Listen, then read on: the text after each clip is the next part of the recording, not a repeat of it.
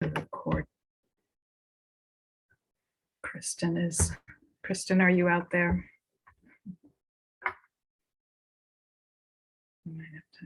Hi, Kristen, good to see you.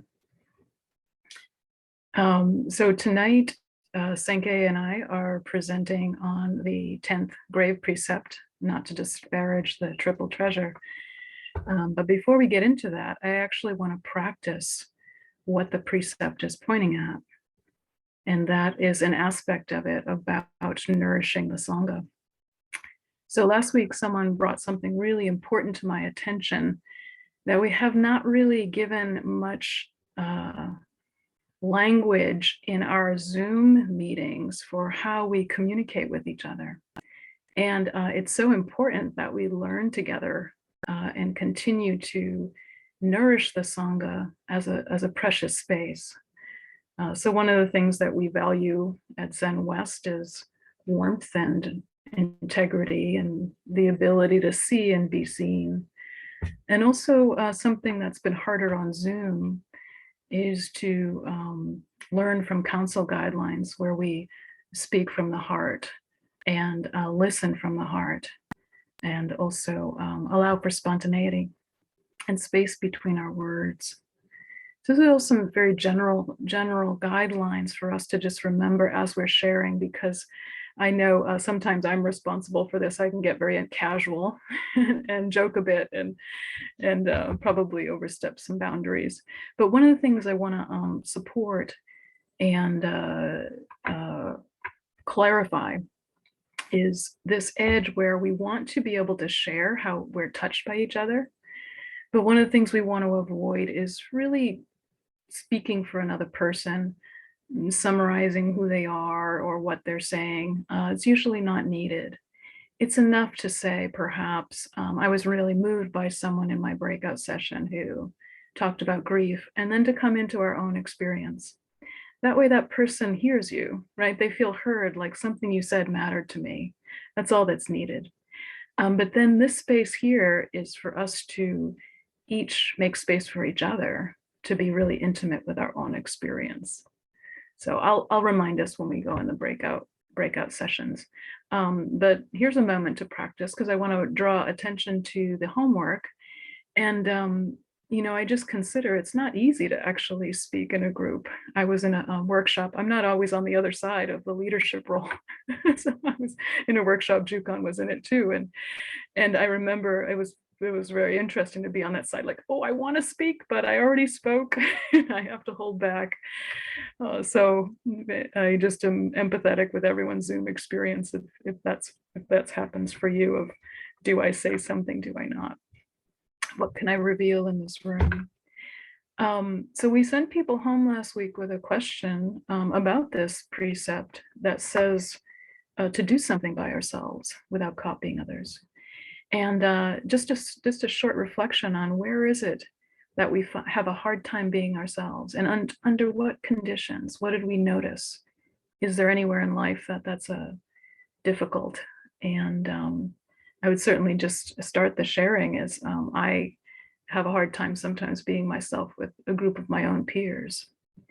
So if I'm in a room of Zen teachers, I both have great permission to be myself, and also my own inner critic can come up and say, yeah, but these are some real special people. And they might judge you. And especially I'm often the youngest in the room. That's changing as I age, but most of my peers are seniors to me, so I can get a little intimidated and shy. And I've realized that if I don't, and I practice this on the weekend, if I don't put my voice in the room early on, then it's very hard to do so by the end of a gathering. So that's a practice for me to just offer something and let go of all that judgment. But what did you all reflect on? Anything that you'd like to share about your experience of where do you have a hard time and what's going on there, if you want to get into it? So just leave a little space for that. Jukan, yeah. I think it's easier to think of the few places where I do feel safe being myself. There's so many places where I feel especially as a therapist, I try to be as authentic as I can in sessions, but I can't be totally open the way I am with friends. So it kind of to this Yeah. back, and it sort of matches my personality style too. But not last week, but the week before, I had a retreat with about 6 friends in Portland, and I realized that was a group I could be myself with, and it had so long Yeah. since I had been in a group like that. It was a stark contrast. Yeah. And so I thought a lot about that and how to make space Mhm. today for more people like that, where I'm not guarded. And I'm trying the sangha. You notice I talk a lot more than I used to, right? Okay. And I'm trying to just come out of myself, because I'm a 5 on the Enneagram, and I can be very withholding anyway. And so I guess I'm working on it here. I want this group to be like that. The group in Portland was. So, and it can't happen unless I'm out. Thank you, Jukan. Thank you. And you know what? I didn't mean to do this. I meant to record what I just said, but I'm going to pause this recording because I didn't mean to record the part. And apologies, Jukan. Now you are really out with the Okay, I'm good for it. record. We began with the in the middle, and then went to the beginning of the do not kill precept last week. Very fundamental questions of life and death. And now we are hopping all the way to the end, the last of the grave precepts. So we have no rhyme or reason for this. We're just doing it this way. So I'm going to call up the precept and read it. And then Senke is going to lead us. She and I are going to go back and forth. She's going to talk about the triple treasure and its meaning, refuge, and the pieces on the ordinary beings and sages, and about not copying others. And we're just going to riff off each other and then send you guys on a breakout session to discuss a particular question we're interested in. So let me call up the precept. I'll just read it so it's fresh in everybody's mind. Do not defame the 3 treasures. In the realm of the one, holding no concept of ordinary beings and sages, is the precept of not defaming the 3 treasures. To do something by ourselves without copying others is to become an example to the world, and the merit of this becomes the source of all wisdom. Criticize nothing, accept everything. Respect the Buddha, unfold the Dharma, nourish the Sangha.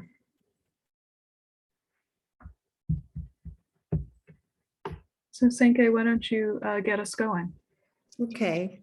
I want to be truthful to everyone that I had a lot of difficulty with this presenting of this precept, because I had to really look at it and look at it and look at it, and it kept changing for me. And so I finished my thoughts in writing about half an hour ago. So, and I'm going to just find my words here. Hold on. Yeah, make you guys smaller. Sorry about that.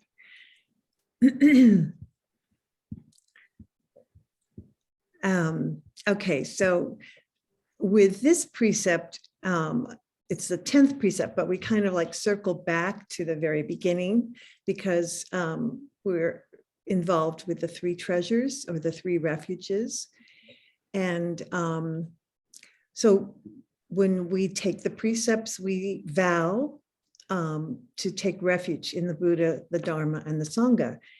And so what does that really mean? So I want to talk about what each of those is in terms of the relative and the absolute, just for clarification. So the Buddha, we all think of as the original teacher, and of course that's true, but that's a very relative point of view, because the Buddha is also in the absolute prajna wisdom, and prajna is clear seeing, and wisdom is emptiness. And I want to just quote something that Diane Rossetto said, wisdom is realizing or perceiving the true nature of reality, seeing things as they are, not as they appear. It is not bound by conceptual knowledge, and it must be intimately experienced to be understood. And so from the point of view of the absolute, every being is prajna wisdom. And just wanted to point that out.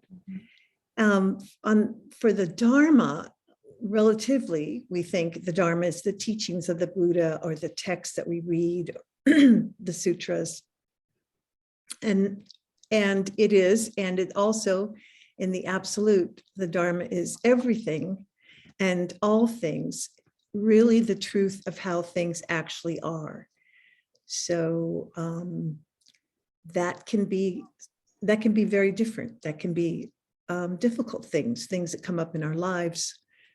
It's the Dharma. It's hitting on reality, and not the reality that we think of as being the ultimate reality, unless you're thinking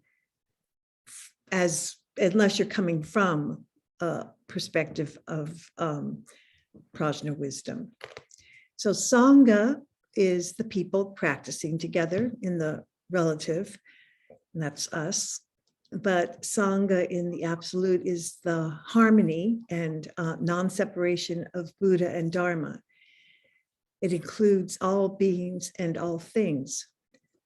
So when we take refuge, we're clarifying the harmony and non-separation of all of life. And we take refuge in the truth of how things actually are. Nothing has independent or self-existence apart from everything else. And that is what I am saying. And now I turn it over to Sato. We're not going to spend a lot of time, but it's beautifully said, Sankey. And it takes a while to build this relationship to Buddha, Dharma, and Sangha. It's easy when we come to see the more literal form. And over time in practice, we deepen and broaden, or it's like a telescope where we kind of telescope out and the triple treasure. But I want to say just a word or two about disparage. We're not, it is the direction of the precept. Disparage sometimes is listed as not to censure or slander. And it's interesting because Zen practice can be quite sassy and irreverent. You know, if you meet the Buddha on the road, kill him. I mean, that's not something that you probably would say in other type of religious practices. And we break the rules and we keep them all the time. But I think within that, it's a very, I take this precept more and more seriously as I continue and see the ways in which to malign in a very straightforward way the practice or a sangha, any sangha, or the forms of practice doesn't mean that we love them, but there's a way that we harm ourselves when we deeply disparage through either being critical or objectifying something or a group or someone. And it really is a blemish on ourselves. So that it comes up. It comes up when we might compare sanghas or teachers, or maybe I don't like a Zen form, you know, I don't like to do bows. And we can get excessively critical in that way. Over time, I think when we see what this points to, when we see what it points to, and we revere that truth deeply, then all of the, as Dogen would say, 10,000 distinctions and 1,000 variations just wholeheartedly engage the way in Zazen, or we could say engage the way in Buddha. So we do practice that. We come, we bow in the Zendo, we hold our sutra books, we don't kick them around with our feet. We take very, very particular care of the altar. All of the pieces of practice are cared for, not clung to, but cared for. So do consider that in your own relationship with practice and where you are with that. It doesn't mean that we don't, that we love everything that we do, or it's not up for discussion. But there is that piece, not to disparage. So let me turn that back over to Senke. You ready to take us into this very intriguing line of why after this is, they look like non sequiturs. Why then does it say this about ordinary beings and sages? And Okay. Senke is going to tell us. Well, and it says, in the realm of the one holding no concept of ordinary beings and sages is the precept of not defaming the three treasures. So the truth is that in the realm of the one, there cannot be any holding of anything, not even concepts. That's the big rub. But the expression holding no concept of ordinary beings and sages, it's kind of being pointed out. It makes it specific about not defaming the three treasures, as Dado just mentioned, because there are no sages and there are no ordinary beings. And that's because separating ourselves, we tend to create that duality. Someone's better, someone's less. So the expression holding, how,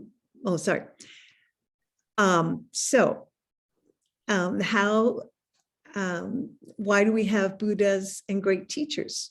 And why do we revere them and see them as higher entities and thus ourselves as ordinary beings or lower entities? And I can't answer that.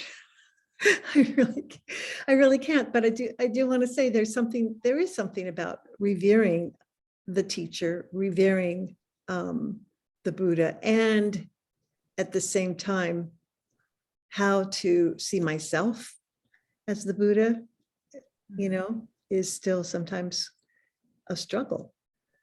Paraphrasing Kyogen, I want to just say something that Kyogen Roshi said. He said, we actually slander the three treasures when we treat them as something they are not, because there are no ordinary beings and sages, no leaders, no followers, no teachers, no students. Not defaming the three treasures is a matter of finding them in your own heart, mind. So it really is about taking it personally and bringing the three treasures to life in yourself. Let's turn. Thanks, Senke. This is fun. I didn't prepare. I get to just be improv. This is great. So you reminded me of, thank you for bringing Kyogen's words, and maybe it would be helpful to have a story, which is part of this precept was revealed to me. I mean, I'm very much steeped in this culture like everyone else. I don't want anyone to be the boss of me. I'm an egalitarian lover, and so I come to a practice with a lot of hierarchy and teachers and students. And at first I really held Kyogen.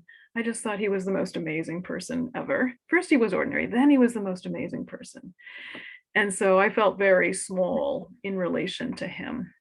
And that happened for a while. And then, after I was his student for many years, I found myself wanting to be buddy-buddy with him. And because Kyogen did not put on a lot of airs, he was not one to be kind of a stiff, removed Zen master. He was a person of the people. It was easy to do that in a kind of way.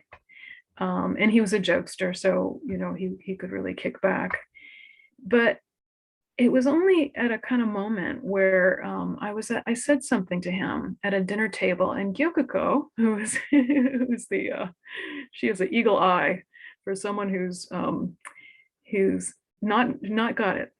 And all she needs is a look from her.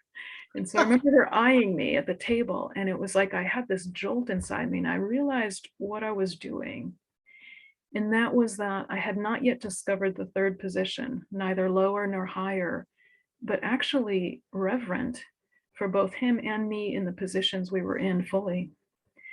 That if I could not revere my teacher and honor him for who he was, 30 years of practice, and the gift that he was giving, and what he was manifesting, while not in opposition to who I was as a student, eager and practicing and inspired by way-seeking mind, So there is a way to have, in the midst of hierarchy, position of teacher student, or however it's showing up in our life, to have that reverence not be a lesser than. And this is the shadow of our American culture, where we have a bit of a victim mentality, and if we're at the bottom, we got to fight our way up, and it never works.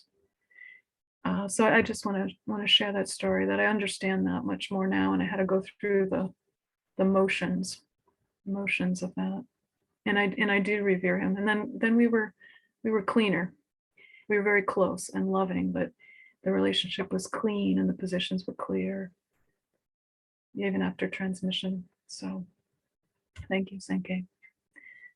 So wanna move, and again, just kind of stimulating some thoughts here on what this means, ordinary beings and sages, that we don't fall off on either side of form or emptiness. We don't get caught by either position. Sankey, you want to lead us into this other next interesting thing, not copying others. And I just want to tag on to that. Today I asked my husband, are you a sage or are you an ordinary being? And he said, yes. So that's the way to answer that. Nice, nicely said. So not copying others. To do something by ourselves without copying others is to become an example to the world. And the merit of this becomes the source of all wisdom. Criticize nothing, accept everything. This was a lot. Dogen's expression of this 10th grade precept is, experience the intimacy of things. Do not defile the three treasures. And experience the intimacy of things. I like that. So this precept is about being the three treasures, and it's not about an intellectual understanding. It's taking action that is immediate, whole, and not separate, living life and responding authentically, using one's talents and skills compassionately and creatively. And when we act from the heart of our vow and see the truth of oneness and non-separation, we naturally keep all the precepts without even trying. And just as soon as we separate ourselves from the three treasures and think, I understand it, intellectually, we are apart from it. So when applying the precepts, Kyogen again warns us not to take the precepts and turn them into exacting standards of behavior. And this is how we can not be copying others. We have to own the precepts and apply them appropriately to the situation. He said, to do something by yourself means you cannot just follow the letter of the law. You cannot rely on an exact or preconceived idea of what right action is. And you can't even copy yourself. And I saw this line, it's probably in a book, something, true freedom is freedom from self. And I read that and I thought, that is so great. It's really true, because we're the ones that stop ourselves from truly being free and acting freely and appropriately. And one more little thing before I move it to Sado, Suzuki Roshi, he had this expression called not always so. Not always so. He said, this is the secret of our teaching. If you understand things in this way without being caught by words or rules, without too much of a preconceived idea, then you can actually do something. You can free your mind from obstacles so they might, obstacles so that they might include contradictions, and not to cling to fixed ideas. So again, he's talking about the precepts and how to act freely with them. Yeah. Sado's turn. Let me just add a little bit to that, this precept points to what is already here for most of us right when we walk in the door. there is a sincere desire to practice and clarify this life. And if we stay true to our original impulse that brought us to practice, then we are keeping this precept. We stay true to our inherent enlightenment that's manifesting, despite what we see or think or feel. And it's an important one to clarify. When I first studied these precepts, this one was the most, Kierkegaard asked us at a long retreat, a Jukai retreat, said, choose a precept that really is helpful to you, that you struggle with. Choose one you really keep well, which is great. You know, these are not about finding our faults. What do you really feel like you live into? And the one that's most confusing, and many of us chose this as the most confusing because we had yet to have a real deeper relationship with a practice that comes with time, So in many ways, this precept is also saying to trust yourself. And the challenge here, again, I turn to our American culture. This is the edge. This precept is not saying what we hear on, I don't know, advertisements for Facebook, you know, be yourself, i.e. create a persona of uniqueness different from everyone else that's somehow the same as everyone else, right? So again, we have to really distinguish where the tide, the cultural tide says, be an individual in my opinions and my likes and dislikes and identified with that. It's actually the opposite, ironically. It's a paradox. It says, let go of that. And we can see it in practice where we come forward in a moment when we're not self-regulating how we're appearing. And it's only hindsight when someone says, thank you. You were just so there. And you're like, what? I was just doing. So in some ways that we have to give up sort of self-managing the practice. We have to give up the monitor that's saying, am I keeping this precept? We should let go and trust and risk in the same way we talked about when we started tonight. So and very much there's a lot of discussion where accusation for Buddhism colluding with Western individualist values. So I take that seriously because that's not helped our planet. And we're at a time to move beyond that. And yet in this precept, it says to do something by yourself without copying others becomes an example to the world. That's very important. It's very important, especially in the times in which we live. So I'm going to end there because it's time for our breakout sessions. And I want to send you off with a specific question. You can talk about other things.